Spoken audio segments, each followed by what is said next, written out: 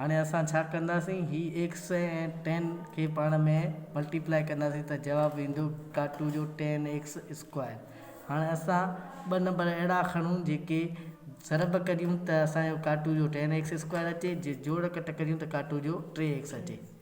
त असां छा कंदासीं, एक्स स्क्वायर हिते सम्झो काटू जा 5x, काटू जोड़ जा 2x, काटू जा 5x इन खे ज़रब कंदासीं। अगरि काटू 5 ॾूं 10 थींदो, x इंटू एक्स स्क्वायर थींदो, काटू जा 10x स्क्वायर अची वियो सेम।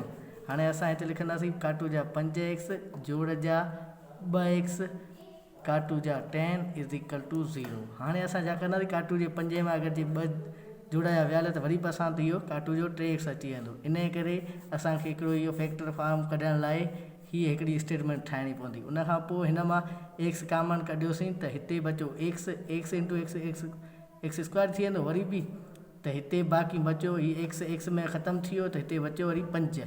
हिन मां अगरि असां जोड़ हीअ x काटू 5 ठाहिण लाइ हिन मां जोड़ 2 कामन कढियोसीं त हिते बचो असां x। हाणे 2x वरी 2x अची वेंदो, काटू जा 10 खे 2 जो हिकिड़ो 5 चकर लॻो, 5 ॾूं 10 इज़ इक्वल टू 0। सेम हिकिड़ो असां वटि फैक्टर आयो x काटू 5, ॿियो असां वटि फैक्टर आयो x जोड़ 2 इज़ इक्वल टू 0। हाणे असां ॿिन्हिनि खे अलॻि अलॻि छॾाईंदासीं, x काटू 5 इज़ इक्वल टू 0।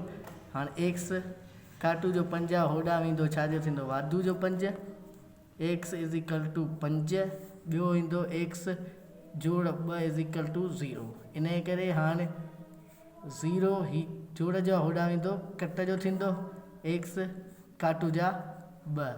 हिकिड़ो असां वटि आयो जवाबु 5, ॿियो काटू जा 2, ही ॿई जवाब आहे।